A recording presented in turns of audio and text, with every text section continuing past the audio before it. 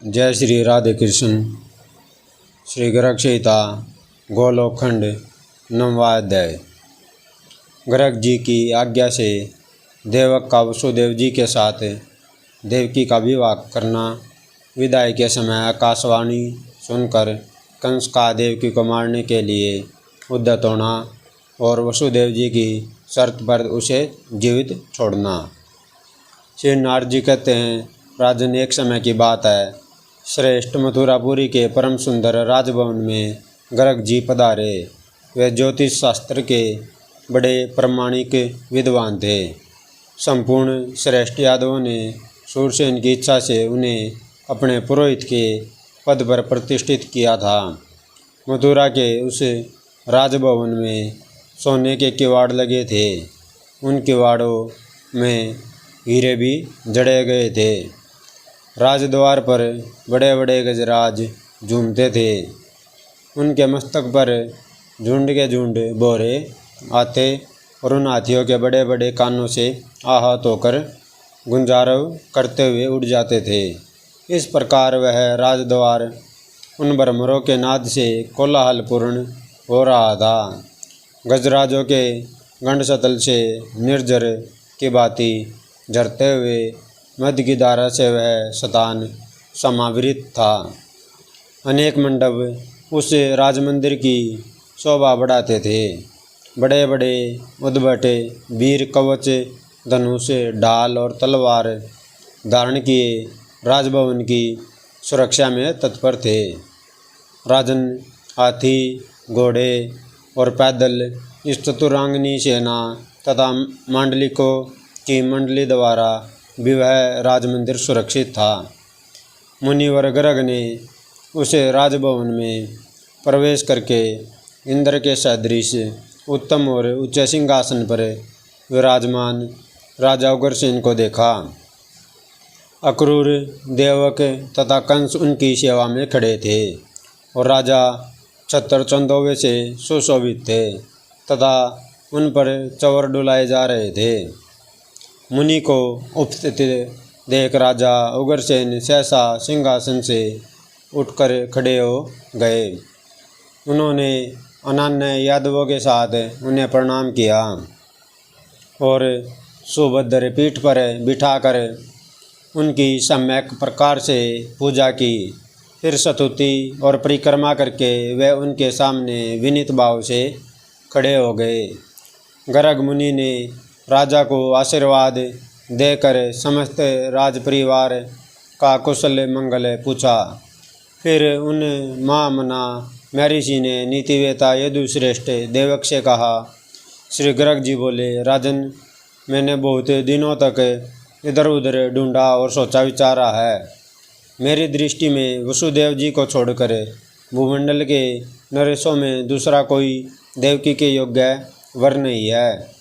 इसलिए नरदेव वसुदेव को ही वर बनाकर उन्हें अपनी पुत्री देवकी को सौंप दो और विधि पूर्वक दोनों का विवाह कर दो। श्री नारद जी कहते हैं, मिथिलेश्वर गर्ग जी के उक्त आदेश को ही शिरोधार्य करके समस्त धर्मधारियों में श्रेष्ठ श्री देवक ने सगाई के निश्चय के लिए पान का बीड़ा भेज दिया और गर्ग जी की इच्छा से मंगलाचार का संपादन करके विवाह में वसुदेव को वर को अपनी पुत्री अर्पित कर दी। विवाह हो जाने पर विदाई के समय वसुदेव जी घोड़ों से सुशोभित अत्यंत सुंदर रथ पर सुवर्ण निर्मित एवं रत्नमय आभूषणों की शोभा से संपन्न नववधू देवकराज कन्या देवकी के साथ आरूढ़ हुए। वसुदेव के प्रति कंस का बहुत ही स्नेह और कृपा भाव था। वह अपनी बहन का अत्यंत प्रिय करने के लिए चतुरंगनी सेना के साथ आकर गमनोद्धत घोड़ों की बागडोर अपने हाथ में ले स्वयं रथ हाँकने लगा। उस समय देवक ने अपनी पुत्री के लिए उत्तम दहेज के रूप में 1000 दासियाँ, 10,000 हाथी, 10 लाख घोड़े, 1 लाख रथ और 2 लाख गोए प्रदान की।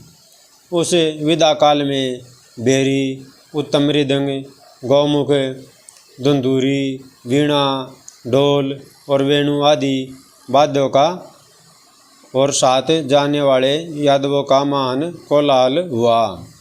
उस समय मंगल गीत गाए जा रहे थे और मंगल पाठ भी हो रहा था। उसी समय आकाशवाणी ने कंस को संबोधित करके कहा, अरे मूर्ख कंस, घोड़ों की बागडोर हाथ में लेकर जिसे रथ पर बैठाए लिए जा रहा है, इसी की 8वीं संतान अनायास ही तेरा वध कर डालेगी। तू इस बात को नहीं जानता। कंस सदा दुष्टों का ही साथ करता था। स्वभाव से वे भी वह अत्यंत खल यानी दुष्ट था। लज्जा तो उसे छू नहीं गई थी। वह निर्दय होने के कारण बड़े भयंकर कर्म कर डालता था। उसने तीखी धार वाली तलवार हाथ में उठा ली, बहन के केस पकड़ लिए और उसे मारने का निश्चय कर लिया। उस समय बाजे वालों ने बाजे बंद कर दिए। जो आगे थे वे चकित होकर पीछे देखने लगे। सबके मुंह पर मूर्धनी छा गई। ऐसी स्थिति में सत्पुरुषों में श्रेष्ठ श्री वसुदेव जी ने कंस से कहा। श्री वसुदेव जी बोले, भोजेंद्र, आप इस वंश की कीर्ति का विस्तार करने वाले हैं।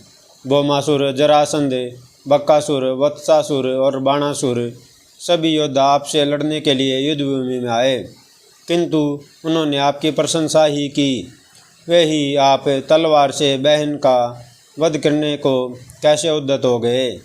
बक्कासुर की बहन पूतना आपके पास आकर लड़ने की इच्छा करने लगी, किंतु आपने राजनीति के अनुरूप बर्ताव करने के कारण स्त्री समझकर उसके साथ युद्ध नहीं किया। उस समय शांति स्थापन के लिए आपने पूतना को बहन के तुल्य बनाकर छोड़ दिया। फिर ये तो आपकी साक्षात बहन है। किस विचार से आप इसे अनुचित कृत्य में लग गए।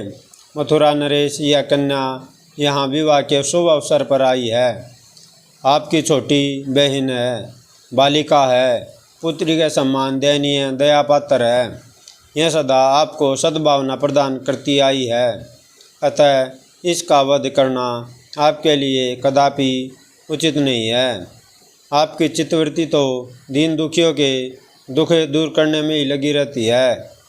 श्री नारद जी कहते हैं, राजन, इस प्रकार वसुदेव जी के समझाने पर भी अत्यंत खल और कुसंगी कंस ने उनकी बात नहीं मानी। तब वसुदेव जी, यह भगवान का विधान है अथवा काल की ऐसी ही गति है, यह समझकर भगवत शरणापन्न हो पुनः कंस से बोले। श्री वसुदेव जी ने कहा, राजन, इस देवकी से तो आपको कभी भय है ही नहीं। आकाशवाणी ने जो कुछ कहा है उसके विषय में मेरा विचार सुनिए। मैं इसके गर्भ से उत्पन्न सभी पुत्र आपको दे दूंगा, क्योंकि उन्हीं से आपको भय है। अतः व्यथित ना होइए। श्री नारद जी कहते हैं, मिथिलेश, कंस ने वसुदेव जी के निश्चयपूर्वक कहे गए वचन पर विश्वास कर लिया। अतः उनकी प्रशंसा करके वह उसी क्षण घर को चला गया। इधर वसुदेव जी भी भयभीत हो देवकी के साथ अपने भवन को पधारे। इस प्रकार श्री गर्ग संहिता में गोलोकखंड के अंतर्गत नारद बोलाश्रव संवाद में वसुदेव के विवाह का वर्णन नामक 9वां अध्याय पूरा हुआ। जय श्री राधे कृष्ण। अगर वीडियो अच्छी लगे तो चैनल को सब्सक्राइब कीजिएगा, वीडियो को लाइक कीजिएगा। जय श्री राधे राधे।